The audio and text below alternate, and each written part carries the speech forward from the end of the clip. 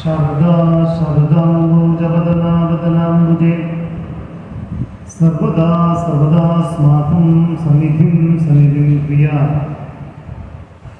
அகலகல்லேன் இறையுமென் நகர்மேல் மங்கை உரைமார்பால் நிகரில் புகழாய் உலகம் உன்னுடையாய் என்னை ஆழ்வானே நிகரில் அமரர் முனிக்கணங்கள் விரும்பும் திருவேங்கடத்தானே புகழும் எல்லா அடியேன் உனடிக்கீழ் அமர்ந்து புகுந்தேனே.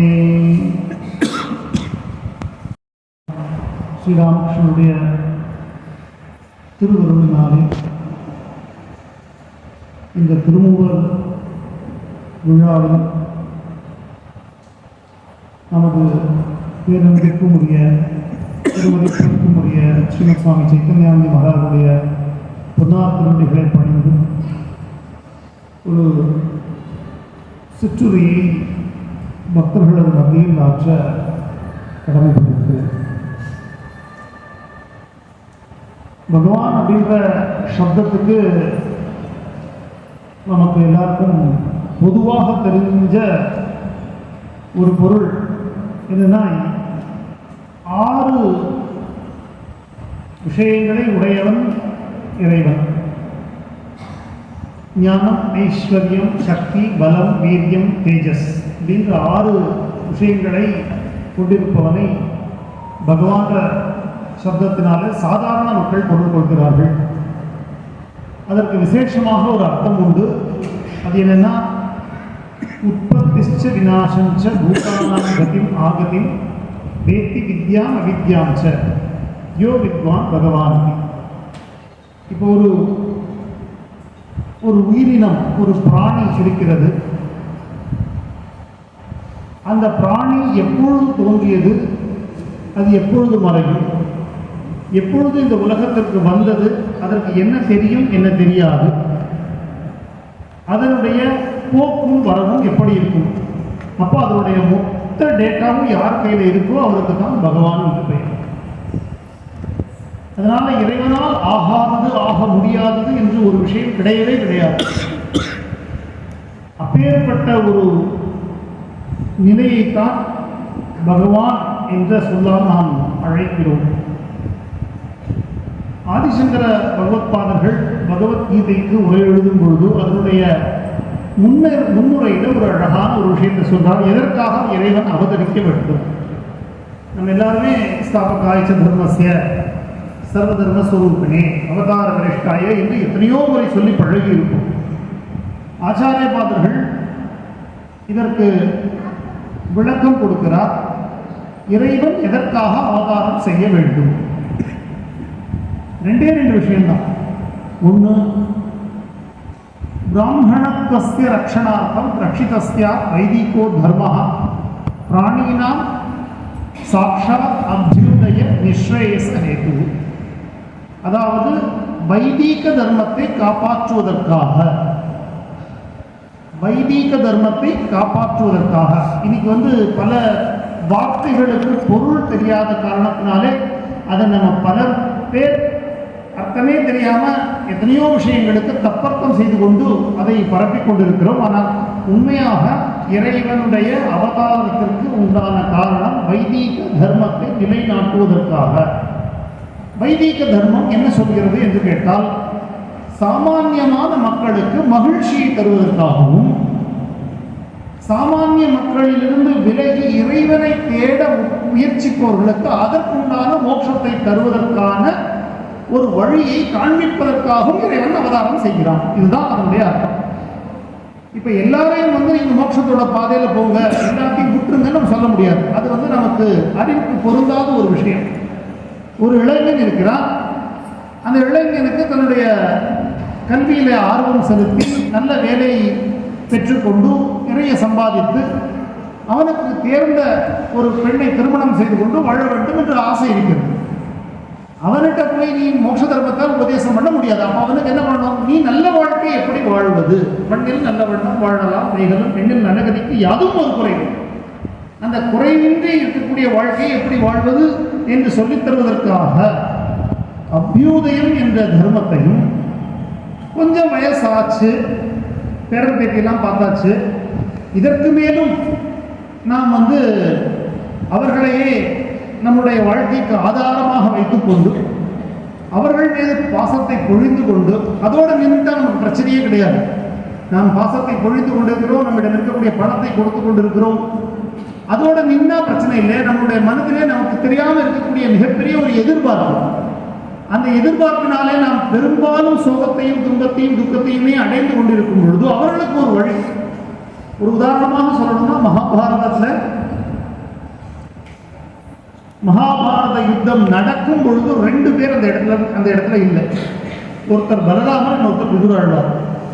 2 பேருமே அந்த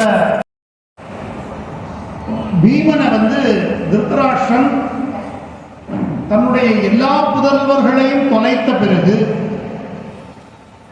பஞ்சபாண்டவர்கள் கிருஷ்ணனோடு கூட அந்த நகரத்திற்குள் பிரவேசிக்கும் பொழுது தன்னுடைய எல்லா புதல்வர்களையும் கொன்ற அந்த ஒரு ஆவேசத்தில் அவனை ஆலிங்கனம் செய்து கொண்டு அவனை ஏறத்தாழ கொள்வதற்கு ஒரு முயற்சின்னு தான் சொல்லும் பொழுது கிருஷ்ணனுடைய எப்பொழுதுமே அவருடைய இருக்கக்கூடிய ஒரு சகாயத்தினாலே அவன் ஒரு இரும்பு பதுமையை கொண்டு அங்கே வச்சு பீமன் காப்பாற்றப்பட்டு திருதராஷ்டிரன் காந்தாரியோடு கூட யுதிஷ்டிரனுடைய ஆட்சியிலே மிகவும் சௌக்கியமாக வாழ்ந்து கொண்டிருக்கிறார். மிகவும் சௌக்கியமாக ஏறத்தாழ 36 ஆண்டுகள் முடிந்து விடுகின்றன.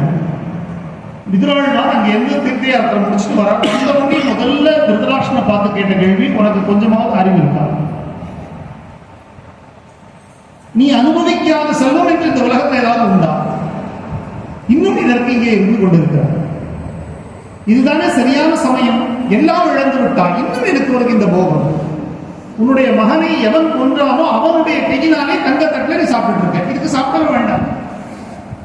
உன்னுடைய தர்மம் என்ன?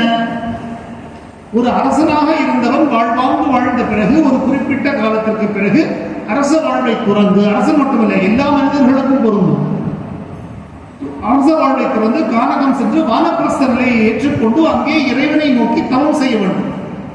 அது முடிந்த பிறகு மனைவியோடு கூட தன்னுடைய மனதிற்கு ஒரு பக்குவம் வந்த பிறகு அதையும் துறந்து சன்னியாசத்தை ஏற்றுக்கொள்ள வேண்டும் என்று சொல்லி அறிவுறுத்த முதல் முறையாக விதுரனுடைய அறிவுரையை ஏற்றுக்கொண்டு கானகம் செல்கிறான் திருதராஷ்டிரன். அங்கே தவத்தில் ஈடுபட்டு சில ஆண்டுகளுக்கு பிறகு தன்னுடைய தவாக்கையிலே உயிரை விடுகிறான். இதுதான் நம்முடைய தர்மம். இங்கே நாம் சொல்ல வேண்டியது என்னன்னா, தர்மத்தை ஆங்கிலத்தில் சொல்லலாம் என்று சொன்னால் பிராக்டிக்கல் டெமான்ஸ்ட்ரேஷன். இப்போ நமக்கு எப்படிதான், இப்போ நம்ம ஏதாவது ஒரு புதியதாக ஒரு பொருள் வாங்குறோம், ஒரு ஃபோன் வாங்குறோம், இல்லை ஒரு வாஷிங் மிஷின் வாங்குறோம், அதை அங்கே அவர்கள் கொடுக்கக்கூடிய புத்தகத்தை படித்து பார்த்து நாம் அதனை புரிந்து கொள்வது என்பது கடினமான காரியம். அதனால என்ன, அங்கிருந்து ஒரு சர்வீஸ் மேன் இல்லை நம்ம கொண்டு கடையில் கொடுத்து இது எப்படி ஆப்ரேட் பண்ணணும் நம்ம கற்றுக்கணும். அதே மாதிரி இறைவன் தர்மத்தை புஸ்தகங்களிலே மட்டும் வைக்காமல் அவ்வப்பொழுதும் மேலிருந்து கீழே இறங்கி இதை இப்படித்தான் செய்ய வேண்டும். எதை செய்ய வேண்டும்? அவ்வாறு சொல்லிக் கொடுக்கப்பட்ட தர்மம் என்ன? இந்த கேள்வி ஒரு பக்கம் வச்சிருக்கோம். இப்ப இன்னொரு கேள்வி நான் உங்களை கேட்கலாம்னு யோசிக்கிறது, கடந்த 20-30 ஆண்டுகளுக்கு முன்பு இருந்ததை விட இப்பொழுது நம் அனைவருக்கும் தொழில்நுட்பத்தில் இருக்கக்கூடிய முன்னேற்றம் அதிகமாகி இருக்கிறதா இல்லையா? அதிகமாகி அப்படித்தானே. 30 வருஷத்துக்கு முன்னாடி இந்த ஆண்ட்ராய்டு போன்லாம் கிடையாது. இப்ப தொழில் ரீதியில நம்ம அதிகமாக நாம் சாதித்து விட்டோம், அதோடு மறுக்கவே முடியாது. உளவியல் ரீதி எவ்வளவு லஞ்ச லாவண்யங்கள், எவ்வளவு பெண்களுக்கு எதிரான குற்றங்கள், எவ்வளவு கொலை குற்றங்கள், எவ்வளவு வஞ்சம் இந்த விஷயத்தில். அப்போ இந்த தொழில்நுட்பம் நமக்கு அதற்குண்டான வாழ்க்கையை நமக்கு இன்னும் மேம்படுத்தி தரவில்லை, நம்மை மேலும் மேலும் மிருக வாழ்க்கைக்கு உண்டான பாதையிலே நம்மை அழைத்து சென்று கொண்டிருக்கிறது என்பதுதான் உண்மை. அப்ப அந்த இடத்துல தான் நமக்கு தர்மத்தினுடைய தேவை இருக்கிறது. இப்ப தொழில் ரீதியாக, தொழில்நுட்ப ரீதியாக ஒன்றும் வேண்டாம். ஒரு 40 வருஷங்களுக்கு முன்னாடி வாழ்ந்த வாழ்க்கையை ஒரு நிமிடம் யோசிச்சு பார்ப்போமே. இதே குடும்பங்கள் தான் இருந்தன. அப்பா ஏதோ வேலை பண்ணியிருப்பாரு, இல்லை விவசாயத்தை பார்த்துருப்பார். கொஞ்சம் காலம் முடிஞ்சு ஒரு 60 வயசுல முடியாமல் போயிருந்திருக்கும். கஞ்சியோ புழோ ஏதோ 2 நாளைக்கு ஒரு தடவை சண்டை சச்சரவு குடும்பங்களில் இருந்தாலும் கூட அந்த மகன், மகள், மருமகள் அவர்களை கவனித்துக் கொண்டார்கள், நிம்மதியாக நிறைவேற்றார்கள். இன்னைக்கு பெரும்பாலான குடும்பங்கள் வெளிநாடுகளுக்கு போகாமல் இல்லை, ஆனால் நிம்மதி. அப்ப தர்மம் என்ற ஒன்று காப்பாற்றப்படவில்லை. ஆனால் மக்கள் எவ்வளவு தொழில்நுட்பத்தில் உயர்ந்து இங்கே சென்று கொண்டிருந்தாலும் அவருடைய வாழ்க்கை நரக வாழ்க்கையாகத்தான் போய் கொண்டிருக்கு, சந்தேகமே கிடையாது. அப்ப என்ன, ஏன் இந்த நரக வாழ்க்கை? அடுத்த கேள்வி, ஏன் இந்த வாழ்க்கை? ஒரே ஒரு பதில் தான், ஆசை. என்ன ஆசை? அனைத்தையும் அனுபவிக்க வேண்டும் என்ற ஆசை. அந்த ஆசை வந்ததுனால என்னாச்சு? நிறைய சம்பாதிக்கணும்னு தோணுது. நிறைய சம்பாதிக்கணும் என்ன பண்ணணும்? நேர்மையான வழியில் எப்பவுமே நிறைய சம்பாதிக்க முடியாது. அப்போ அதற்குண்டான தவறான வழிகள். தவறான வழிகளுக்கு மூலதனம் என்ன? முதல் மூலதனமும் கடைசி மூலதனமும் பொய். பொய் இல்லாம ஒரு தவறான செயல் ஏற்பட முடியவே முடியாது. அதனால சத்தியத்தை காப்பாற்றுவதற்காகத்தான் இறைவன் அவதாரம் செய்கிறான். சத்திய நிஷ்டை. நான் முதல்ல எங்க சுவாமி கிட்ட கேட்டேன், ரொம்ப சீனியர், ரொம்ப பெரிய சாஸ்திர வித்வானா இருந்தா, இது பகவானுடைய கருணையினால் கொஞ்ச காலம் சேவை பண்ணக்கூடிய ஒரு பாக்கியம் கிடைச்சது. அப்போ அவர்கிட்ட கேட்டேன், மகாராஜ் ஏன் நாம பொய் சொல்லக்கூடாது? நீங்க இந்த கேள்வி கேட்டிருப்பீங்களான்னு நான் கேட்டேன். ஆனால் பொய் சொன்னா ரொம்ப வசதியா இருக்கு, பல இடங்களில் நமக்கு அது ரொம்ப நம்மளை நல்லவனா காமிச்சிக்க உதவுது, அதை யாரும் கண்டுபிடிக்கவும் போறதில்லை, அதனால ஒரு நஷ்டமும் இல்லை. ஏன் நாம போய் சொல்லக்கூடாது? எப்ப பார்த்தாலும் குருமாவை போய் சொல்லக்கூடாது, சத்தியம் சத்தியம் சத்தியம்னு எல்லாரும் அடிச்சுக்கிறாங்களே, ஏன் சத்தியத்தை ஃபாலோ பண்ணக்கூடாதுன்னா, அந்த சுவாமி ரொம்ப அழகாக சொன்னார், நாம் தேடுகின்ற பொருள் மெய்ப்பொருள், அதை அசத்தியத்தின் அதை பொய்யால் அடைய முடியாது. நாம் தேடுகின்ற பொருள் மெய்ப்பொருள், அதை பொய்யால் அடைய முடியாது. தேடுகின்ற பொருள் மெய்ப்பொருளாக இருக்கும் பட்சத்தில் நம்முடைய வாழ்க்கையும் மெய்யான வாழ்க்கையாகத்தான் இருக்க முடியும். அது சத்தியத்திலிருந்து புறம்பாக இருக்க முடியாது.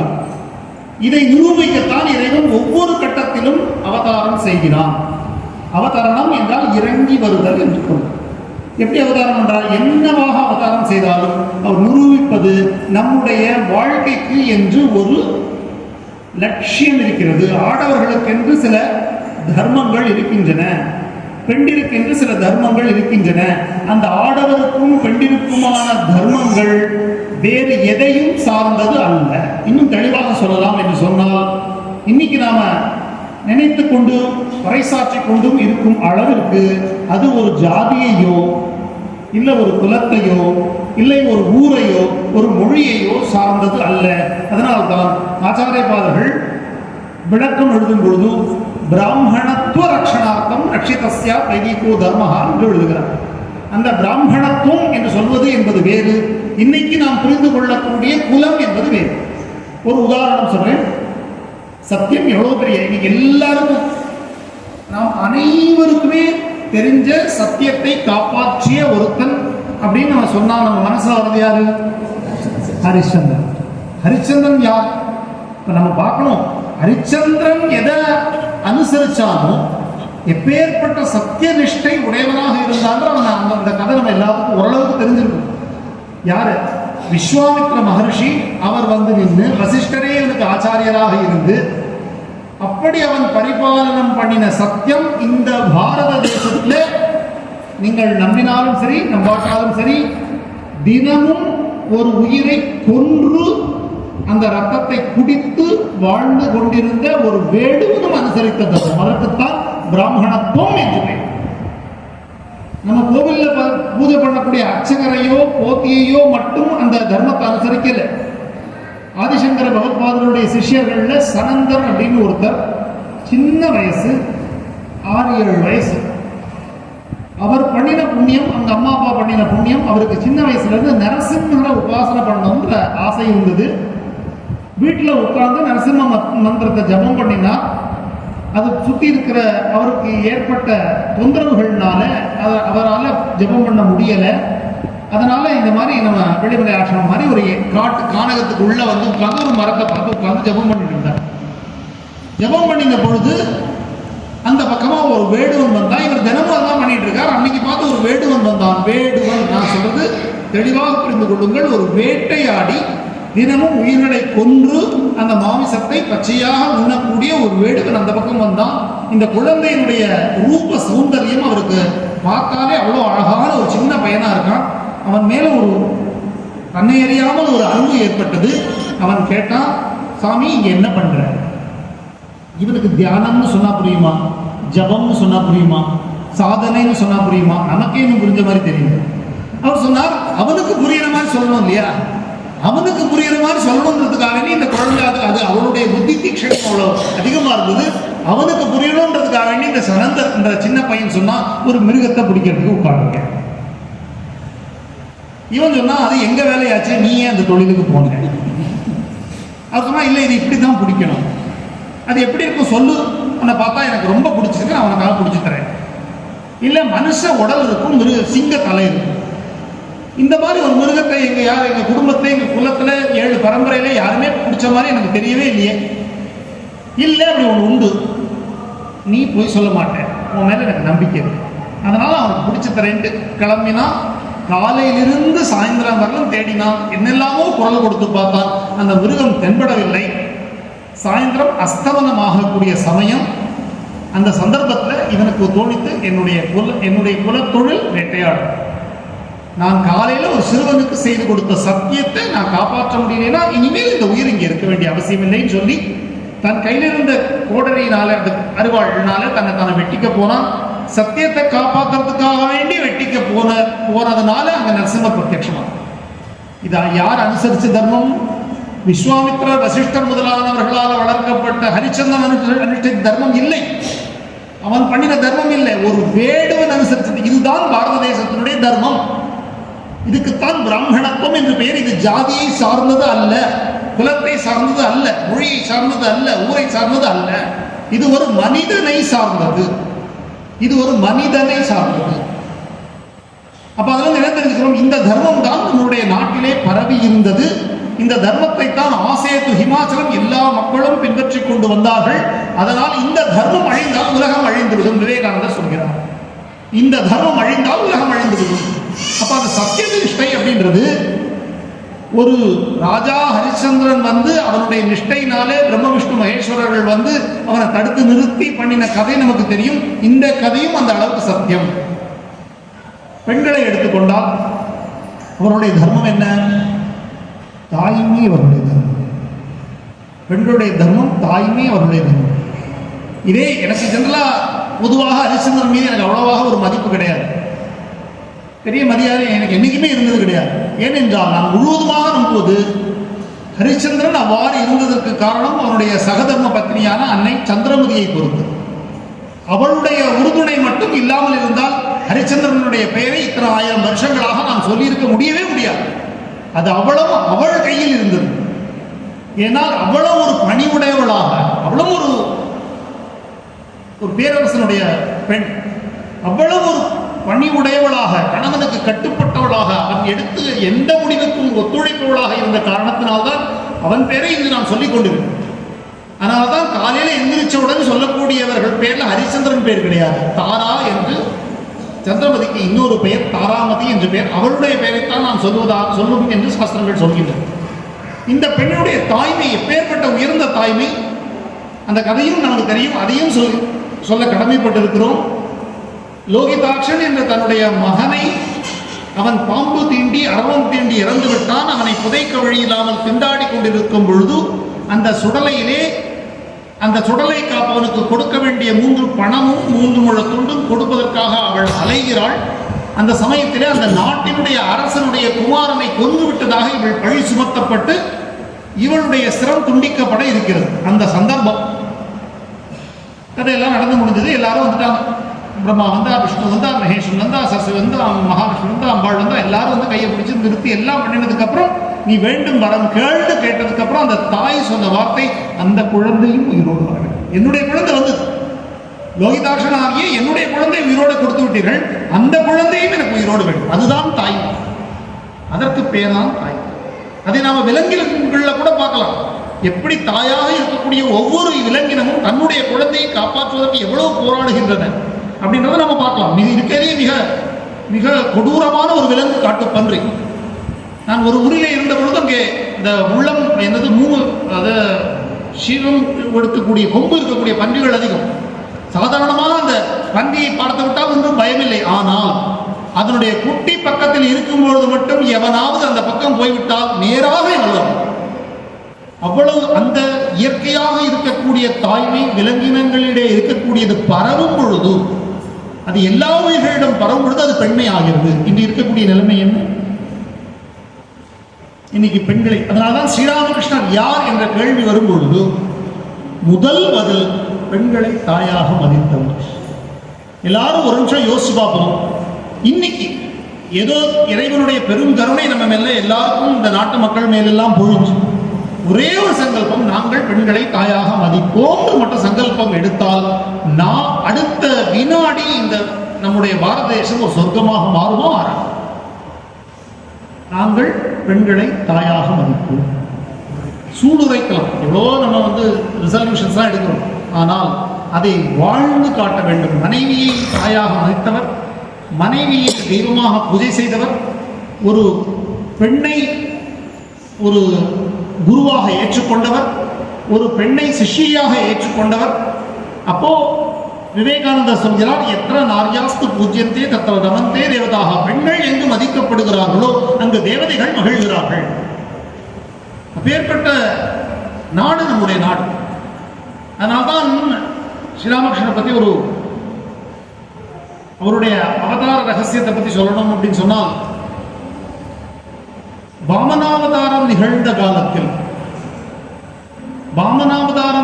காலத்திலேயே இருந்த ஒரு சிரஞ்சீவி ஜாம்பவான். எப்பொழுதுமே நாம இந்த காட்சியை நம்முடைய தொலைக்காட்சி பெட்டிகளிலையோ இல்லை சின்ன திரையிலையோ வெள்ளித்திரையிலையோ பார்த்துருப்போம். அங்கே ஆதிசேஷ பரியங்கத்தில் மகாவிஷ்ணு படுத்திருப்பார், நம்ம திருவட்டார படுத்திருக்க மாதிரி எல்லாரும் போய் நிற்பாங்க. அங்கே பூமி தேவி சொல்வாள், என்னுடைய பூமிவாரம் தாங்க முடியவில்லை, நான் என்ன பண்ணுறது, அதனால் நீங்கள் எனக்கு எப்படியாவது என்னை காப்பாற்றணும். அவர் சொன்னால், நான் கீழே இறங்கி உன்னுடைய பூமிவாரத்தை குறைக்கிறேன் அப்படின்னு சொல்லுவார். உடனே அங்கே எல்லாரும் அவர்களுடைய வேடத்தை எடுத்துக்கொண்டு கீழே இறைவனுடைய காரியத்தை நிறைவேற்றுவதற்காக கீழே அவதரிப்பார்கள் பகவான் அவதாரம் பண்ணும்போது. அப்படி வந்தவர் தான் ஜாம்பவான். இந்த ஜாம்பவான் எல்லாம் பார்க்கணும். இந்த ஜாம்பவான் ராமாவதார காலத்திலையும் இருந்தார், கிருஷ்ணாவதார காலத்திலையும் இருந்தார். ராமாவதார காலத்தில் இருந்த பொழுது ராமனோடு கூட இருந்து ராவண சேனைக்கு எதிராக யுத்தம் செய்தார். எதிராக யுத்தம் முடிந்து விட்டது. ராமராவண யுத்தம் முடிஞ்சு ராமஜெயம் ஆச்சு, விபீஷண பட்டாபிஷேகம் ஆச்சு. ராமன் கேட்கிறார், ஒருத்தரையா அவருடைய பங்களிப்புக்கு ராமன் வேறு வேறு விதத்தில் ஒரு பரிசளிப்பு கொடுத்தான். நமக்கு எல்லாருக்கும் தெரிஞ்சது ஆஞ்சநேய சுவாமியா ஆலிங்கனம் பண்ணினது, அதை கொடுத்தான். ஜாம்பவானை பார்த்து கேட்கிறா, உனக்கு என்ன வேணும்? ஜாம்பவான் அதுல ஒரு விஷயம் சொல்றார், நீங்க யுத்தம் பண்ணின அழகை நான் பார்த்தேன். யுத்தம் பண்ணின அழகா ஜாம்பவான் மகாபராக்கிரமசாலி. நீங்கள் யுத்தம் பண்ணின அழகை நான் பார்த்தேன். அதுல எனக்கு என்ன தோணுதுன்னா, உங்களோட யுத்தம் பண்ணணும். அதுதான் அழகு. ஒரு வீரனோடு ராமராவணையோ யுத்தம், ராமராவணையோ இவன் என்று வர்ணிக்க எழுதுகிறார். அந்த மாதிரி ஒரு யுத்தம் நடக்கவே முடியாது. ஏன்னா ஒரு பெரிய மெத்த படித்த ஒரு பண்டிதர், அவர் சாதாரணமான ஒரு படிப்பே அறிவில்லாத போய் அவர் வாதிடுவாரோ மாட்டார். மெத்த படித்த ஒரு பண்டிதர் இன்னொரு மெத்த படித்த பண்டிதர்கிட்ட தான் வாதிட முடியும். அதே மாதிரி ரெண்டு மெத்த படித்தவர்கள் வாதிடும் பொழுது மூன்றாவதாக பார்த்துக் கொண்டிருப்பார், நாமும் வாதிட வேண்டும் என்று ஆசை வரும். அதே மாதிரி நீங்கள் யுத்தம் செய்ததை பார்க்கக்கூடிய பாக்கியம் தான் எனக்கு கிடைத்தது, உங்களோட யுத்தம் செய்யக்கூடிய பாக்கியம் எனக்கு கிடைக்கவில்லை. அதனால தயவு செஞ்சு உங்களோட யுத்தம் பண்ணக்கூடிய பாக்கியத்தை எனக்கு கொடுங்கன்னு கேட்டார். சரின்ட்டு கிருஷ்ணாவதார காலத்துல பொய்யா ஒரு சிச்சுவேஷன், ஒரு சினாரியோ கிரியேட் பண்ணி பகவானே ஜாம்பவதி அப்படின்ற ஒரு பெண்ணுடைய கதை அதுல செமந்தகம் அப்படின்ற மணியை, சூரியனால் கொடுக்கப்பட்டக்கூடிய மணியை திருடினதாக கிருஷ்ணர் மேல ஒரு அவதூறு எழுப்பி ஜாம்பவான் கிருஷ்ணரோட யுத்தம் பண்றார். 28 நாட்கள் அந்த யுத்தம் நடக்கிறது. 28வது நாள் ஜாம்பவான் தோற்று போகிறார். தோற்று போகும் பொழுதுதான் ஜாம்பவானுக்கு ஒரு பெரிய ஒரு உண்மை புரிகிறது.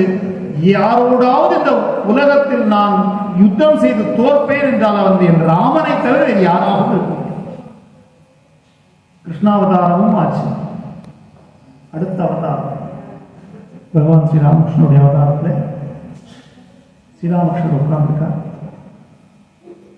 சுவாமி விஜயானந்தர் ஹரிப்பிரசன்னா என்ற இளைஞராக உள்ளே வருகிறார். வந்தவுடன் ஸ்ரீராமகிருஷ்ணர் சொன்ன சொல், இவன் கிருஷ்ணரோடு யுத்தம் செய்தவன், வா யுத்தம் செய்யலாம். இவன் கிருஷ்ணரோடு யுத்தம் செய்தவன், வா யுத்தம் செய்யலாம். அப்ப அவர், நான் கிருஷ்ணராக இருந்த பொழுது என்னோடு நீ யுத்தம் செய்தாய், நான் ராமனாக வந்த பொழுது நீ என்னுடன் நான் என்ன வேண்டும் என்று கேட்டாய், என்னோடு யுத்தம் செய்ய ஆசைப்பட்டாய், இப்பொழுதும் பார்க்கும்போது நான் யுத்தம் செய்ய தயாராக. அப்ப அந்த அவதாரத்தினுடைய மகிமை. அப்ப யார்? நல்ல சாதாரணமாகவே ஒரு விஷயம், கிருஷ்ணர் கல்யாணம் பண்ணா அந்த பொண்ணு லக்ஷ்மி, கிருஷ்ணர் பண்ணா வீட்டு வேலைக்காரியை அவர் கல்யாணம் பண்றார். ராம கல்யாணம் எவ்வளவு பண்றாரோ அவள் செய்ய. அப்போ அதுதான் நம்ம ராமேஸ்வரத்துல அன்னை ஸ்ரீ சாரதா தேவியார் வந்து சசிமாரார் சுவாமி ராமகிருஷ்ணானந்தர் அவரை அழைத்து கொண்டு வந்து 108 தங்க வில்வ இலைகளை செய்து கொண்டு வந்து, சாப்பாட்டுக்கே வழி இல்லாத காலம் கொண்டு வந்து இவருடைய மேன்மையை கருதி அங்கு இருக்கக்கூடிய போத்திகளாக இருக்கக்கூடிய அர்ச்சகர்கள் அன்னையாருக்காக வேண்டி அந்த தங்க கவசத்தை கழற்றிய பொழுது அன்னையார் சொன்ன சொல் எல்லாத்துக்கும் தெரிஞ்சது, நான் அன்னைக்கு எப்படி லிங்கத்தை பிடிச்சு வச்சேனோ அதே மாதிரி இருக்கு. வந்தவர்கள் யார், எதற்காக வந்தார்கள்னா அந்த அவதார காரணம் ரகசிய பெண்மை அப்படின்னாலே அது அதுக்குண்டான நம்ம நினைக்கிற மாதிரி கிடையாது. அது தாய்மைன்றது ஒரு உயர்ந்த ஒரு உலகம் அனைவரையும் தனதாக ஆக்கி கொண்டிருக்கக்கூடிய ஒரு தன்மை. அந்த தன்மைக்கு நம்ம அந்த வாயால விளக்க முடியவே முடியாது. அதே மாதிரி இது எவ்வளவு தூரம் வாய்விட்டு அதை சொல்ல முடியும்னு எனக்கு தெரியல.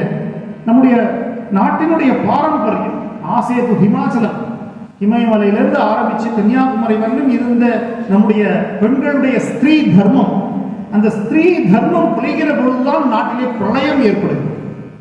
மக்களுடைய எங்க பார்த்தாலும் துப்பாக்கி சத்தமும், எங்க பார்த்தாலும் காராகிரக வாசமும், எங்க பார்த்தாலும் அவதூறுகளும், எங்க பார்த்தாலும் மொழிகளும், நிம்மதி இல்லாத ஒரு நிலை ஏன் ஏற்படுகிறது?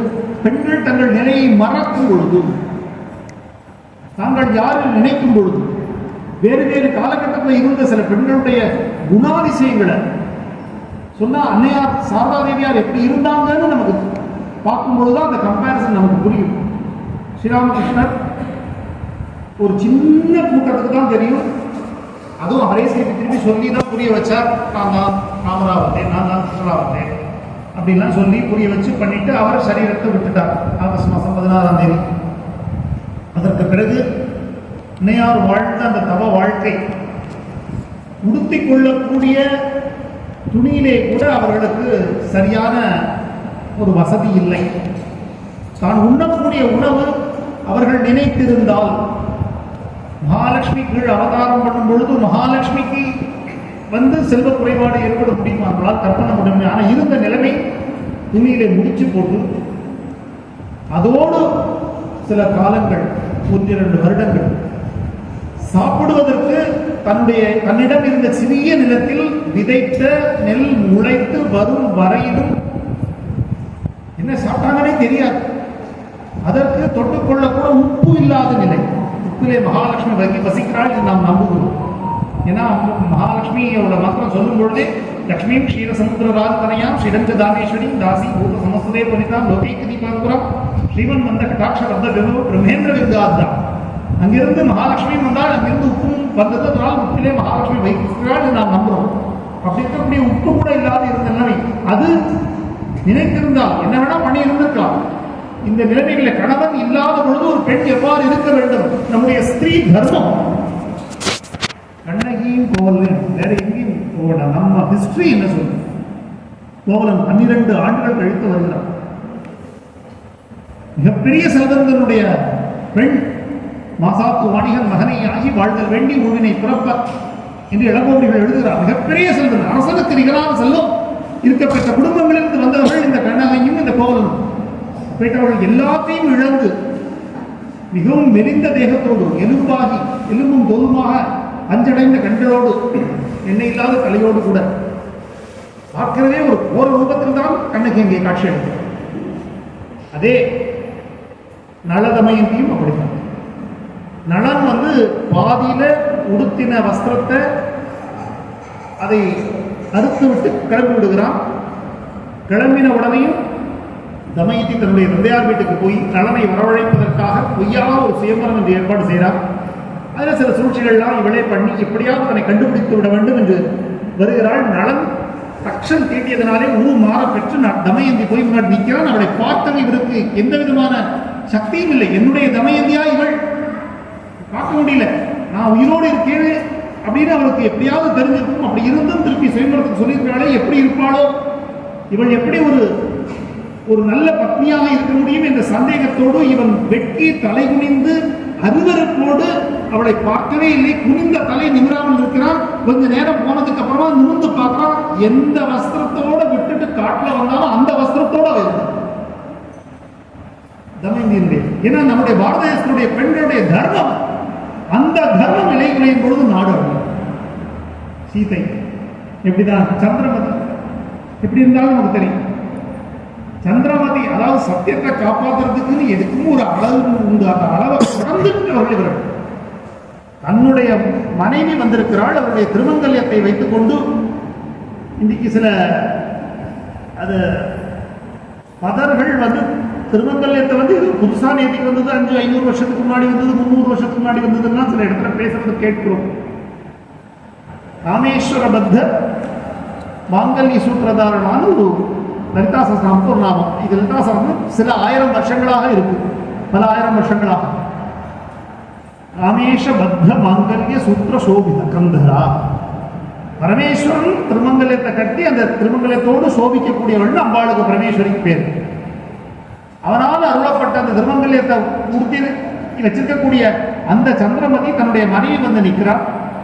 கையில வச்சிருக்கக்கூடிய தன்னுடைய குழந்தை லோகிதாட்சன். அவன் சொல்றான், ஹரிச்சந்திரன் சொல்றான், வெட்டியானுடைய வேஷத்தை இருந்து நான் எனக்கு கொடுக்க வேண்டியதை நீ கொடுக்க வேண்டாம். ஒரு பணமும் ஒரு முழ துண்டும். காலையில ஒரு பணம் எரிச்சு அதுக்கு ஒரு முழ துண்டும் ஒரு பணமும் என்கிட்ட இருக்கு, அதை உனக்கு நான் கொடுத்துடுறேன். என் முதலாளிக்கு கொடுக்க வேண்டிய ஒரு முழ துண்டும் ஒரு பணமும் நீ கொண்டு வா, நம்ம பயனே இருக்கு. இது சத்தியம். அதனால்தான் இத்தனை 1000 ஆண்டுகளுக்கு பிறகு நாம் அந்த சத்தியத்தை அனுசரிச்சு அவங்க பேரை சொல்லிக் கொண்டிருக்கிறோம். 30 வருஷம் 10 வருஷத்துக்கு முன்னாடி இருந்தவங்க பேர் நமக்கு ஞாபகம் இல்லை. எத்தனையோ ஆட்சி பீட்டத்தில் இருந்தவங்க பேர் நமக்கு ஞாபகம் இல்லை. இந்த நாட்டை ஆண்ட எவ்வளோ மன்னர்கள் பேர் நமக்கு ஞாபகம் இல்லை. ஒருத்தன் என்ன பண்ணினாலும் சத்தியத்தை காப்பாற்றினான். சொன்ன சத்தியம் என்ன அப்படின்றத காப்பாற்றினவன் பேர் மட்டும் நமக்கு ஞாபகத்தில் இருக்கிறது என்றால் அந்த சத்தியத்தினுடைய வலிமை. சத்தியத்திற்கு பல விளக்கங்கள் உண்டு. அதுல ஒரு விளக்கம், மிக முக்கியமான விளக்கம் என்னவென்று கேட்டால் தாய்மை. அத்தியந்த பூதகிதம் சத்தியம். அத்தியந்த பூதகிதம். அத்தியந்த பூதகிதம் என்றால் எது எல்லோருக்குமாக எல்லா காலங்களிலும் நன்மையை தருமோ அதற்கு சத்தியம் என்று பெயர். என்ன நன்மை தர முடியும்? நல்ல யோசிச்சு பாருங்க. எல்லாருக்குமாக எல்லா காலங்களிலும் எந்தவித தடையும் இல்லாமல் நன்மையை தரக்கூடியது என்று உண்டானால் அதற்கு சத்தியம் என்று பெயர் என்று சாஸ்திரங்கள் சொல்கின்றன. அப்படியானால் அந்த சத்தியம் அன்பை தவிர வேறு எதுவாகவுமே இருக்க முடியாது. அதைத்தான் திருமூலர் அன்பும் சிவமும் இரண்டென்பர் அறிவிலார், அன்பே சிவமாவது ஆறும் அறிகிறார், அன்பே சிவமாவது ஆறும் அறிந்தபின் அன்பே சிவமாய் அமர்ந்திருந்தாரே என்று சொன்னார். அப்ப அந்த அன்பை அடைய வேண்டுமானால், அன்பு மதமாக வேண்டுமானால் அது நம்முடைய மதத்தை தவிர வேற எந்த இதுலையும் அதுக்கு சாத்தியக்கூடுமே இல்லை. இது ஒன்று மட்டும்தான் எல்லாவற்றையும் அணைத்துக் கொண்டு எல்லோரையும் வரவேற்று அந்த தர்ம நிஷ்டையோடு, அந்த தர்மத்தை தான் தர்மோ ரட்சதி ரட்சதா, அந்த தர்மத்தை யார் அனுசரித்தார்களோ, அனுசரிக்க சொல்லிக் கொடுத்தார்களோ அவர்களைத்தான் நாம் ஆச்சாரிய புருஷர்களாக, அவதார புருஷர்களாக ஏற்றுக்கொண்டிருக்கிறோம். அப்போ அவர் யார்? அதனால்தான் விவேகானந்தர் இங்கிருந்து வெளிநாட்டுக்கு போன போது அவர் கண்ணில் பட்டது முதல் விஷயம் என்னவென்றால், அங்கே இருக்கக்கூடிய பெரிய பெரிய இயந்திரங்களோ மக்களுக்கு இருக்கக்கூடிய மிகப்பெரிய சலுகைகளோ அவருடைய கண்ணில் படவில்லை. அவர்கள் பட்டது என்னன்னா பெண்ணினுடைய சுதந்திரம். அதனால்தான் நான் நம்ம எல்லாருக்கும் தெரிஞ்ச பரம பூஜ்யரான கமலாத்மானந்தஜி மகாராஜ ஒரு முறை கேட்டேன், எதற்காக விவேகானந்தர் நிவேதிதையை கொண்டு வந்தார்? நிவேதிதை அங்கிருந்து வருகிறாள் லண்டன்ல இருந்து, எதற்காக கூட்டிட்டு வரணும்? அப்போ சுவாமி எனக்கு ரொம்ப அழகான ஒரு விளக்கம் கொடுத்தார். பாதிவிரதா தர்மத்தியத்துக்கோ இல்ல அன்புக்கோ இல்ல வேற எதுக்காகவோ நம்ம நாட்டினுடைய பெண்களை போல உலகத்துல பெரிய உதாரணங்களே தேவையில்லை. பக்திக்கோ எதுக்குமே தேவையில்லை, வீரத்துக்கும் கூட தேவையில்லை. ஆனால் ஒரு பெண் சுதந்திரமாக இப்படி இருக்க வேண்டும், அவருடைய சுதந்திரத்தை முழுமையாக பயன்படுத்திக் கொள்ள வேண்டும் என்று கற்பிப்பதற்கு ஒரு ரோல் மாடல் தேவைப்பட்டது. அதை பார்த்து பல பேர் இப்படியும் ஒரு பெண் இருக்க முடியும் என்று தங்களுடைய சுதந்திரத்தை பிரதிபலித்துக் கொண்டார்கள். அவர்களுக்கு நிறைய ஃபாலோவர்ஸ் அந்த சந்தர்ப்பத்தில் உண்டாராங்க. இப்போ நாம எல்லாரும் இந்த திருமூருடைய பக்தர்கள் என்று சொல்லிக் கொள்ள விரும்பினால் கண்டிப்பாக விரும்பினால் அவர் எந்த காரணத்திற்காக அவதாரம் செய்தாரோ அந்த காரணத்தை முழுமை பெறுவதற்கு நம்மால் இயன்றதை செய்ய வேண்டும். அப்பதான் அவரை நாம் மதிப்பதாகவும் அர்த்தம், அவரை அனுசரிப்பதாகவும் அர்த்தம். என்ன காரணம்? சத்தியம். நம்மளால முடிஞ்சவரை ஒரு சத்தியம். சத்தியம்தான் அத்தியந்த மூத்த ஹிதம்ன்ற சத்தியத்துக்கு நம்மளால இப்போதைக்கு உடனே போக முடியாது. பட் எந்த அளவுக்கு முடியுமோ அந்த அளவுக்கு ரெண்டே விஷயம் பண்ணினா போதும். பெரிய விஷயங்கள்லாம் இல்லை. நம்முடைய தர்மசாஸ்திரங்கள் என்ன சொல்கின்றன? ஒரே ஒரு விஷயம், அதனால முடிந்த அளவு நம்ம எல்லாருக்கும் தெரிஞ்ச கதை தான். திரும்ப சொல்வது சொன்னது கூறியது குரல் மாதிரி ஆயிடும். இருந்தாலும் சொல்றேன். ஸ்ரீராமகிருஷ்ணன் சொல்றார், ஒரு அழகான ஒரு நாவிதனுடைய கதை. ஒரு ஊர்ல ஒரு நாவிதன் இருந்தான். இந்த நாவிதன் மிகவும் மகிழ்ச்சியோடு இருந்தான். ராஜாவுக்கு காலையில் போய் சவரம் செய்து கொண்டு இருக்கக்கூடியவன். ஒரு நாள் அவன் சவரம் செய்துவிட்டு திரும்ப வரும்பொழுது அவனுக்கு ஒரு அசரீரி கேட்கிறது. அந்த அசரீரி, உனக்கு 7 ஜாடி நிறைய தங்கம் வேண்டுமா அப்படின்னு கேட்கும். என்னையே கேட்டாலும் உடனே ஆமான்னு, நமக்கு நிறைய வேலை இருக்கு, அதனால ஆமான்னு அவன் சொன்னான். சொன்ன உடனே நீ வீட்டுக்கு சென்றுப்பா அப்படின்னு வீட்டில் போய் பார்த்தா வீடு எவ்வளோ, ஒரு நாவிதனுடைய வீடு எவ்வளோ பெருசு, 2 ரூம், இந்த 2 அறைகளில் உள்ள மனைவியை கேட்டால் சமைச்சுட்டு இருந்தா. போய் பார்த்தா 7 ஜாடி, எவ்வளோ பெருசுன்னு நான் பார்க்கல. திறந்து பார்த்தா 1 2 3 3 4 2 5 3 6 6 3 2 மாற்றி மாற்றி மூடி திறந்து பார்த்தா 7வது வந்தா பாதி இருக்கும். உடனே மனைவிட்ட போனா, அதில் 7 ஜாடியில் கொஞ்சம் தங்கம் குழந்தைக்கு நீ எடுத்தியா? நமக்கு பிரச்சனையே சந்தேகம் தானே வாழ்க்கையில். ஏன்னா இது நான் சொல்லல, வேகம் சம்சய ராட்சச நாச மகாஸ்திரம். கலியுகத்தில் நான் திரும்ப கதைக்கு வரேன், நான் சொல்றேன். தர்மம் தர்மம் நம்ம சொல்றோம் இல்லையா? தர்மத்தை அனுசரிக்கலைன்னா என்ன ஆகும்? இப்போ பசிச்சவங்களுக்கு நம்ம கண் முன்னாடி பார்த்தா ஒரு சாதம் போடணுன்றது தர்மம். அதனால்தான் பகுத்துண்டு பல்லுயிர் ஓங்குதல் நூலோ பகுத்தவற்றும் எல்லாம் தலைந்த குரலை கொல்லாமை என்று அதிகாரத்தினுடைய திருவள்ளுவர் வச்சார். அண்ணன் இடத்துல ஒரு அதிகாரம் வச்சுக்கலாம், இல்லை வேற ஏதாவது வச்சுக்கலாம். கொல்லாமையில கொண்டு என்ன வச்சார்னா, பகுத்துண்டு நீ சாப்பிடும் பொழுது இன்னொருத்தன் பசிச்சு சாப்பிட்டா அந்த பாவத்தை பண்ணிடாது அப்படின்னு கொண்டு போய் கொல்லாமையில கொண்டு வச்சார். சரி, இப்போ நான் இந்த மாதிரி எத்தனையோ தர்மங்கள் இருக்கு, அந்த தர்மத்தை நாம் அனுசரிக்கல, அதான் உண்மை. அதனாலதான் அதுதான் நம்மளுடைய நாட்டினுடைய சீர்கேட்டிற்கு காரணம். இப்போ ஒரு கேள்வி, ஆமா நான் நிறைய தர்மம் பண்ணல, ஆனா என்ன எந்த விதத்தையும் அது பாதிக்கலையே. எவ்வளவோ விஷயங்கள் சாஸ்திரங்கள் சொல்கின்றன, இப்படி இருக்கணும், இப்படி இருக்கக்கூடாது, இப்படி இருக்கணும், இப்படி இருக்கக்கூடாது, இப்படி இருக்கணும், இப்படி இருக்கக்கூடாது, அம்மா அப்பாவை பார்த்துக்கணும், அம்மா அப்பா மனசமாவை படிக்கக்கூடாது, படிக்க வேண்டிய காலத்தில் படிக்கணும், பொய் சொல்லக்கூடாது, லஞ்சம் வாங்கக்கூடாது, எவ்வளோ. ஆனா எந்த விதத்திலையும் பாதிக்கப்படவே இல்லை. இதான் உண்மை. நம்ம எல்லாரும் ஒத்துக்கும். நம்ம எந்த விதத்திலையும் பாதிக்கப்பட்டிருக்கோமா? ஒரு பொய் சொன்னதுக்கு ஒண்ணுமே வேண்டாம். சமயம் எனக்கே தெரிஞ்சு பல தடவைகளில் சமயம் பற்றி ஏன் யாரும் சரியா வரதில்லை. சுவாமி இங்கிருந்து ஒரு கத்துவார், அங்கே எனக்கு சென்னையில் கோயம்புத்தூர் வரலும் கேட்கும். அந்த குரல் யாராவது பற்றி கவலைப்பட்டோமா? ஏதாவது ஒரு காரணம் சொன்னோம், சரிதானே? உங்களை சொல்லல, பொதுவாக சொல்ல. அப்போ நமக்கு விதிக்கப்பட்ட விதி நிஷேதங்களை நாம யாருமே நம்மளால முடிஞ்ச அளவுக்கு அனுசரிக்கிறது, அதான் உண்மை. யாரும் பாதிக்கப்படவே இல்லையே. ஆனா சாஸ்திரம் எதை விதிச்சிருக்கோ அதை செய்யலைன்னா நம்ம பாதிக்கப்பட்டிருக்கணும் தானே. ஏன் பாதிக்கப்படலை? அப்ப நம்ம இதையே கண்டினியூ பண்ணலாம், அவ்வளவுதானே. உங்க எல்லாம் ஒரு கதை தெரியும், இந்த புலி வருதுன்னு கதை தினமும் சொன்னா யாருமே அதை வந்து எல்லாரும் ஓடி வந்து பார்த்தாங்க, ஆனா புலி வரல. அதே மாதிரி நம்ம யாரும் பாதிக்கப்படலையேன்னா இந்த இடத்துல தான் ரொம்ப முக்கியமா ஒரு விஷயத்தை கவனிக்கணும். சாஸ்திரம் சொன்ன விஷயத்தை நாம் அனுசரிக்காத பொழுது அது நம்முடைய மனதில் பாவமாக மாறி அவநம்பிக்கையாக வந்து நிற்கும். அதனாலதான் கோயிலுக்கு போனால் நமக்கு நம்பிக்கை வருது. நீங்க ரொம்ப பாருங்க, எனக்கு இருக்கிறதே பெரிய ஹீரோஸ் 2-3 பேர் உண்டு வாழ்க்கையில். ஒன்று திருப்பாணாழ்வார். திருப்பாணாழ்வாருக்குமே நம்மள மாதிரி தினமும் கோயிலுக்கு நமஸ்காரம் பண்ணாரா? ஒரு தடவை பார்த்தா உள்ள போனா திரும்பி வரவே இல்லை. அதுதான் பக்தி. நம்மள மாதிரி தினமும் வந்து நமஸ்காரம் பண்ணி பிள்ளையாருக்கு தினமும் 2 தடவை குட்டி சந்தனத்தை தினமும் பூசி தினமும் பிரசாதம் சாப்பிட்டு 40 வருஷமா 50 வருஷமா தான் பண்றோம். ஏதாவது நடக்குதோ அப்படின்னு என்ன அர்த்தம்? சும்மா போய் சுத்திட்டு வரோம், அதான் அர்த்தம். அதுக்கு திருப்பாணாழ்வார் போனார், பெரியவாகி புடை மறந்து முள்ளிருந்து சிவரியோடி நீண்ட பெரியவாய கண்கள் என்னை பேதனமே செய்தனவே உள்ள போயிட்டார். அதுதான் ரமண மகர்ஷி ஒரு தடவை தான் அண்ணாச்சி சொல்றாரு, 2வது பார்க்கவே இல்லை. ஒரு தடவை போனார், அதை முடிஞ்சு. சாம்பல் ஒரு தடவை ஒரு பொருள் ஆயிடுச்சுன்னா திருப்பி ஒரு தடவை சாம்பல் ஆக முடியாது. நீங்க நல்லா பாருங்க, இந்த சூடம் ஏற்றி விபூதியில வச்சு சூடத்தை ஏற்றி சுவாமிக்கு காமிச்சிட்டு அந்த கற்பூரம் அணைஞ்சதுக்கு அப்புறம் பாருங்க அந்த விபூதி தான் இருக்கும், வேற இன்னொரு பொருள் இருக்காது. அது ஒன்ஸ் ஒரு தடவை அது கலந்துச்சுன்னா திருப்பி ஆக முடியாது. அப்ப என்ன நம்ம தெரிஞ்சுக்கிறோம்? நம்ம என்ன நினைக்கிறோம்? பொய் சொல்லிட்டா கை போயிடும் கால் போயிடும் நம்ம நினைச்சிட்டு இருக்கோம்.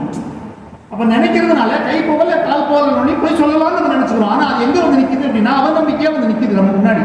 அதுதான் நம்ம செஞ்ச சாஸ்திரத்தை மீறினுடைய பாவம். அதனால்தான் பகவான் திருப்பி திருப்பி பகவத்கீதையில சொல்றான், எச்சாஸ்திரம் விதி முத்ருஜ்ய வர்த்ததே காமகார்த்தா சசந்தீம வாபந்தி நான் சுகம் நபராங்க தஸ்மாத் சாஸ்திரம் பிரமாணம். அதனால நீ உன் இஷ்டப்படி எதுவும் பண்ணாத, சாஸ்திரம் என்ன விதிச்சிருக்கோ அதை பண்ணு. சாஸ்திரம் என்ன சொல்லியிருக்கு? அளவுக்கு நீங்க ஆசைப்படாது, பெண்கள் அடுத்தவன் மேல வஞ்சம் வச்சுக்காது, குரோதம் பண்ணாது, இதுதான் சொல்லியிருக்கு. யாரும் புதுசாலாம் நமக்கு தெரியாத விஷயத்த ஒன்று சொன்னேன். இப்ப என்ன ஆகும்? அவநம்பிக்கை, அது சந்தேகமா வரும். நம்ம உண்மையாலுமே வரும். ஸ்ரீராமகிருஷ்ணரே உட்கார்ந்துருக்காரு இங்கே பிரத்யட்சமா உட்காந்து நான் ஒரு தடவை நடந்த விஷயத்த சொல்றேன். பல தடவை நாங்க நீங்களும் ஒரு சில பேர் பல பேர் நீங்க வந்து வேலூர் மடத்துக்கு போயிருக்கலாம்.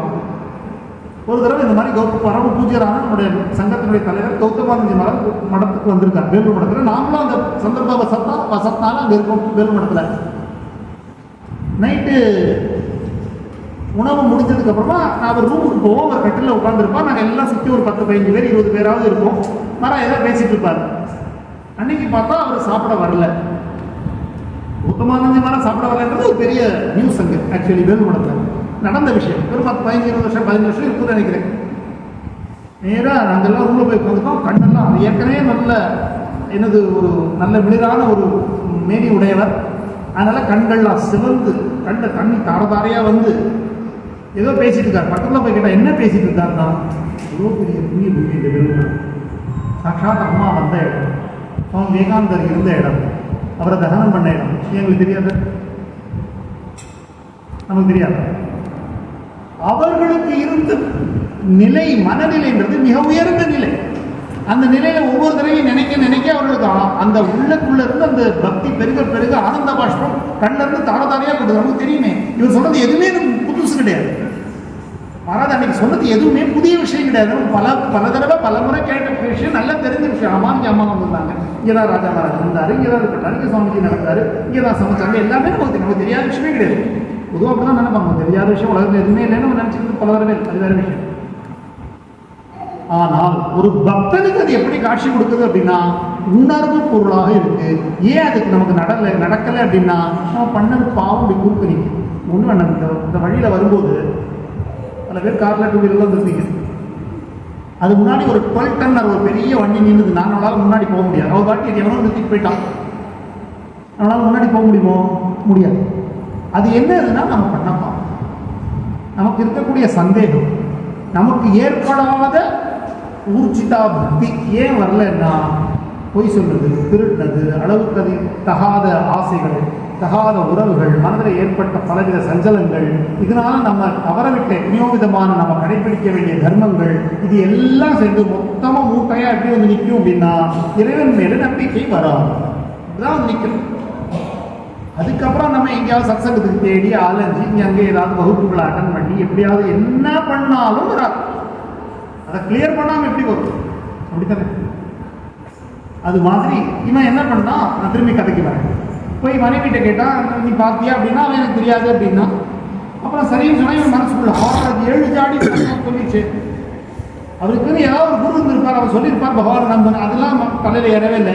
ஏதோ ஒரு வசதியிலே ஒரு பூதம் சொல்லிச்சு 7 ஜாடி தங்க இருக்கு அப்படின்னு சொல்லி அவன் தேடிட்டே இருந்தால் கிடைக்கல. அப்புறமா என்ன பண்ணால் தன்னுடைய தங்கிட்டே இருந்த அந்த மனைவி காதில் போட்டிருந்த மூக்கில் கழுத்தில் போட்டிருந்த எல்லாத்தையும் விற்றதில் காசாக போட்டினா அப்பவும் ஒன்றும் ஆகலை. இவன் கிட்டே இருந்ததை போட்டான், அதுவும் நடக்கலை. ரொம்ப சோகமே உருவானவனாக ஆனால் சம்பளத்தை ஏற்றி கேட்டான். அது பெரிய கதை, சுருக்கமாக சொல்கிறேன். சம்பளத்தை ஏற்றி கேட்டான். தினமும் மிகவும் சந்தோஷமாக வரக்கூடியவன் நாளடைவில் மிகவும் சோகமாக ஆறதையும் அவனுக்கே தெரியாமல் அவனுக்கே தாடி மீசையெல்லாம் உழைச்சி ஏதோ ரொம்ப ஒரு பைத்தியக்கார மாதிரி ஆறதை பார்த்து ஒரு நாளைக்கு ராஜாவே கேட்டார், உனக்கு அந்த 7 ஜாடி தங்கத்தை பற்றி யாராவது தெரியுமா? அது சொன்னா உங்களுக்கு எப்படி தெரியும்? ராஜா சொன்னால் நான் இந்த நாட்டுக்கு ராஜா, அதனால எனக்கு கொஞ்சம் விஷயம் இல்லை. அப்போ ராஜா சொன்னாலும் அந்த 7ஆவது ஜாடி ஒன்று நிறையில பார்த்தியோ? ஆமாம், அதுக்கு தான் ஆசைன்னு. அது நிறைய அது நிறையா. அதனால நீ மரியாதையாக கொண்டு போய் திருப்பி கொடுத்து நிம்மதியாக எனக்கு புரிஞ்சிச்சுன்னா பட்ட கஷ்டம் கொஞ்சம் இல்லை. அதனால நேராக போனால் இந்த 7 ஜாடி நீ சேர்த்து நான் சம்பாதிச்சு சேர்த்து நீயே எடுத்துக்கோன்னு கற்றுனான். வந்து பார்த்தா அது இந்த வீட்டில் அன்னைக்கு ஒரு வருஷம் கழிச்சு முதல் தடவையாக நிம்மதியாக. அதனால் நம்ம ஆசைன்றது இந்த 7ஆவது ஜாடி தங்கம் மாதிரி, அது எல்லா விதத்துக்கும் அப்படிதான். இதெல்லாம் சொல்லுவாங்க, காசிக்கு போகலையா அப்படின்னா, இல்லை பையன் கல்யாணம் முடிச்சுட்டு போய்ட்றேன், இல்லை குழந்தை வந்ததுக்கப்புறம் போயிடலையா, அந்த பையனுக்கு இப்போதான் ஸ்கூலில் சேர்க்கக்கூடாது அதை முடிச்சுட்டு போய்ட்றேன், இல்லை அவனுக்கு பூனல் போடணும் அதுக்கப்புறம் போய்ட்றேன், இல்லை அவனுக்கு கல்யாணம் வரணும் அதுக்கப்புறம் போய்ட்டு, இல்லை அவனுக்கு குழந்தை பிறகு அப்புறம் போடுறேன், காசிக்கே போக முடியாது. அது மாதிரி நம்ம இறைவனை என்னைக்கு தேடுறது? அதனால நம்மளுடைய சிஸ்டம் என்ன ஒரு அழகான சிஸ்டம் வருது. இதுதான் நம்முடைய நாட்டினுடைய தர்மம். என்னது? உன்னுடைய ஆசைகளை ஓரளவு நீ பூர்த்தி செய்து கொண்ட பிறகு இறைவனை நாடி போ. ஏன்? அங்குதான் நீ முழுமை பெறுவாய். எதுக்காக இப்ப இறைவனை தேட சொல்றது? எல்லாரும் ஒரு கோயில் கட்டுறதுக்காக கிடையவே கிடையாது. எல்லாரும் ஒரு கோவில் அங்கிங்கனாத விட எங்கும் பிரகாசமாய் ஆனந்த பூர்த்தியாகி அருளோடு நிறைந்தது தன் அருள். இறைவனை தேடி எல்லாரும் ஒரு கோயில் கட்டுவோம்னா கிடையவே கிடையாது. அந்த இறைவனை தேடும் பொழுதுதான் நீ முழுமை பெறுகிறாய். இறைவனை தேடும் பொழுதுதான் நீ முழுமை பெறுகிறாய். ஒரே ஒரு விஷயத்தை சொல்லி முடித்து விடுகிறேன். எனக்கு வராது அனுபவிச்ச ஒரு 2 நிமிஷங்கள் மட்டும். நான் ரொம்ப ஆச்சரியப்பட்ட பெண்மணிகள்ல ஒருத்தி இந்த சந்திரமணி. யார்? ஸ்ரீராமகிருஷ்ணனுடைய தாயார். உங்களுக்கு எல்லாத்துக்கும் தெரிஞ்சிருக்காங்க. பலமுறை நான் சொல்லியிருப்பேன். ஸ்ரீராமகிருஷ்ணனுடைய தாயாரை தன்னுடைய குருவினுடைய தாய் என்ற ஸ்தானத்திலே மதுர்பாபு ராணி ராசமணி காளிகோவிலை கட்டியவள். அவருடைய மருமகனாகிய மதுராநாத விஸ்வாசம் தன்னுடைய குருவினுடைய தாயார் என்றால் அவருடைய ராஜமாதாவாக நினைக்கிறார். அந்த அம்மா ஒரு ரொம்ப சாப்பாட்டுக்கே வழி இல்லாத ஒரு ஏழை இதனை பெரிய ஒரு நம்ம ஏதோ நம்ம மனசுக்குள்ள இருக்கக்கூடிய ஆனந்தமை மாதிரியோ இல்லை அமிர்தாந்தமை மாதிரியோ நினைச்சுக்க கூடாது. சாதாரணமான ஒரு பெண்மணி, அவ்வளோ. அதுக்கு மேலே ஒன்றுமே இல்லை. எப்போ வந்தாலும் நேராக போய் அந்த அம்மா பக்கத்தில் உட்காந்துப்பார். ஏன்னா இந்த ஸ்ரீராமகிருஷ்ணன் ரொம்ப நம்ம வாழ்க்கை ரொம்ப கொஞ்சம் ரொம்ப விவகாரம். அதுக்கு அவ்வளோ சீக்கிரம்லாம் எதுவுமே பண்ணிட முடியாது. எப்போ கோச்சுப்பாருன்னு தெரியாது, எப்போ திட்டுவாருன்னு தெரியாது. ஆனால் நேராக போவார், காலை பிடிப்பார். இப்படி காலை பிடிச்சிட்டு நேராக வந்து அம்மா உங்களுக்கு ஏதாவது நான் பண்ணித்தரேன், உங்களுக்கு ஏதாவது நான் சொல்லித்தரேன், உங்களுக்கு என்ன வேணும் சொல்லுங்கள், எனக்கு என்னடாப்பா எல்லாமே இருக்கு, இதான் எல்லாம் கொடுத்துருக்கேன். என்ன கொடுத்துருக்காரு? 2 ஏழை பட்டாசம். இதை தவிர ஒன்றுமே கிடையாது. பள்ளிக்கூடம் இருக்கிறதுக்கு ஒரு வீடு, அது கோயிலுக்காக வேண்டி கட்டினது. ஒரு ஓரத்தில் இருந்துக்கிறாங்க, அவ்வளோதான். சரிதானே? அந்த வீட்டில் பார்த்தீங்கன்னா கால் நீட்டினா கையை நீட்ட முடியாது. இதுதான் அந்த அம்மா இருந்த வீடு. நகபத்துக்கு மேலே அவ்வளோதான். நீங்கள் பார்த்துருப்பீங்க சில பேர். நகபத்துங்கிறது எவ்வளோ சின்னதுன்னு உங்களுக்கு தெரியும். காலை நீட்டினா கை நீட்ட முடியாது. அந்த மாதிரியான ஒரு மொத்தமாக 6 அடி தான் படுக்க முடியாது. இவ்வளோதான். அந்த இடத்துல நீ தான் எல்லாம் கொடுத்துருக்கே, எல்லாம் கொடுத்துருக்கே. சரிங்கம்மா வருவார் போயிடுவார். ஒரு தடவை நினைச்சிட்டா என்ன ஆனாலும் சரி. நம்மளுடைய குருநாதர் ஸ்ரீராமகிருஷ்ணனுடைய தாயார் அவருடைய மனசை எப்படியாவது குளிர்வித்து விட வேண்டும். அவர் ஒரு திட சங்கல்பத்தோடு அங்கே வந்திருக்கார். காலை பிடிச்சிட்டார். அம்மா நீங்க என்ன சொன்னாலும் சரி, இன்னைக்கு நீங்க ஏதாவது என்கிட்ட கேட்டே ஆகணும், நான் கொடுத்தே ஆகணும், இல்லாம நான் இந்த இடத்துக்கு போக போறது இல்லை அப்படின்னா, சரிப்பா நீ ஒவ்வொரு தடவை வரும்போது சொல்றேன், அதனால நான் வந்து இந்த தடவை நீ வந்த உடனே கேட்கணும்னு நானே முடிவு பண்ணி வச்சிருக்கேன். உலந்தாகி நீ உச்சந்தலையிலிருந்து உள்ளங்காலும் உளுந்து போச்சு நினைச்சுட்டா. கங்கை கேட்க அந்த பக்கம் ஒரு 300 ஏக்கர் இருக்கு, அதை கேட்டாலும் சரி. இந்த பக்கம் ஒரு 150 ஏக்கர் இருக்கு, இதை கேட்டாலும் சரி. எதை கேட்டாலும் கொடுத்துறது. அம்மா சொல்லுங்க என்ன 2 நாளா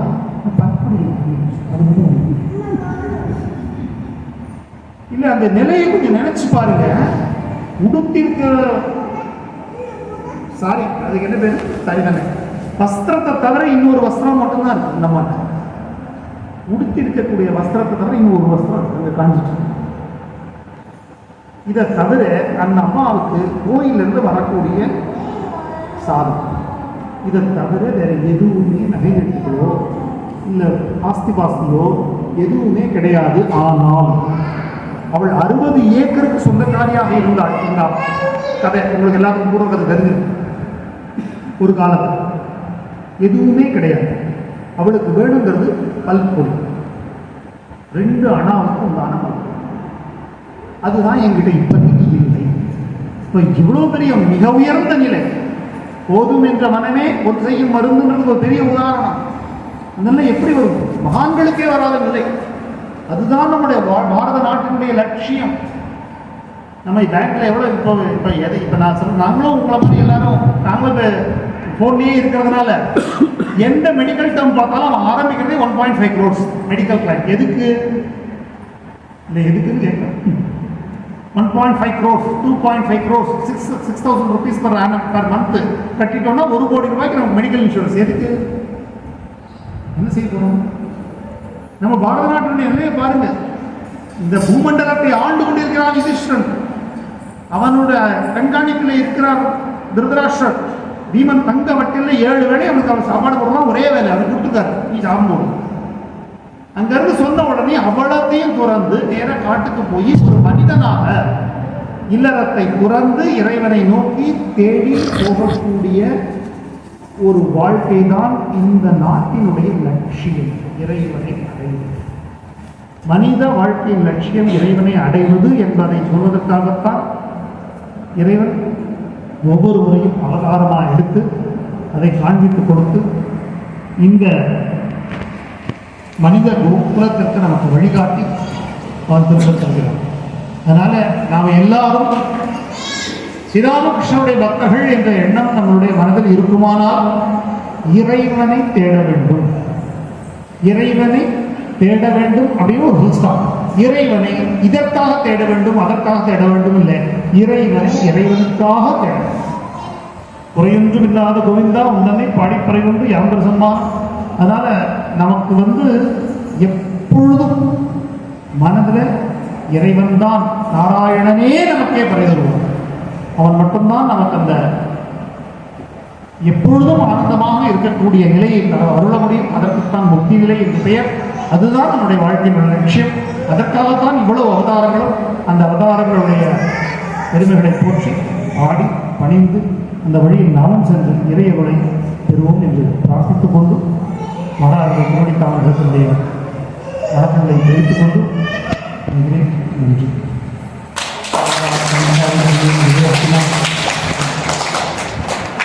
வள்ளிமலையின் வாசாய ராமகிருஷ்ணாய மங்களம்.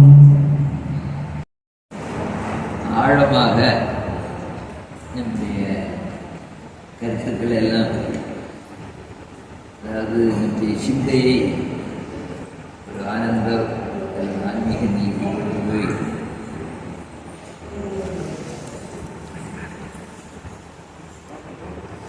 எந்த அளவுக்கு நமக்கு புரிஞ்சுட்டோ புரிஞ்சுக்கல.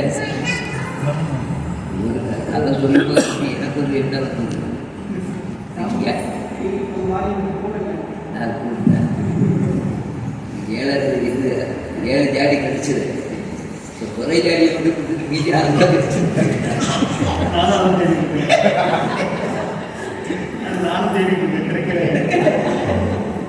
இல்லை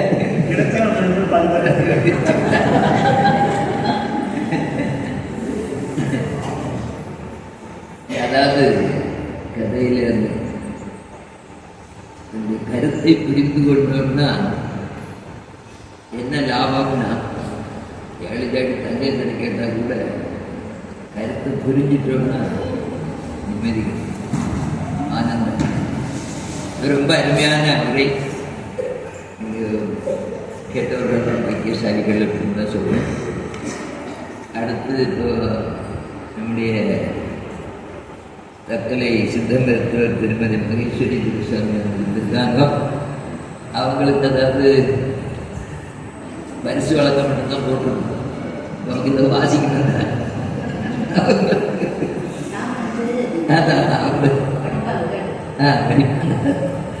அதாவது இந்த காக்கைக்கு தட்டு கொச்சு கொச்சு சொல்ற மாதிரி அவங்களுக்கு ஜெயலலிதாவெல்லாம் சொல்லணும். அவங்களுக்கு நீங்க அங்க வாசிக்கணும், நீங்க தான் வாசிக்கணும்.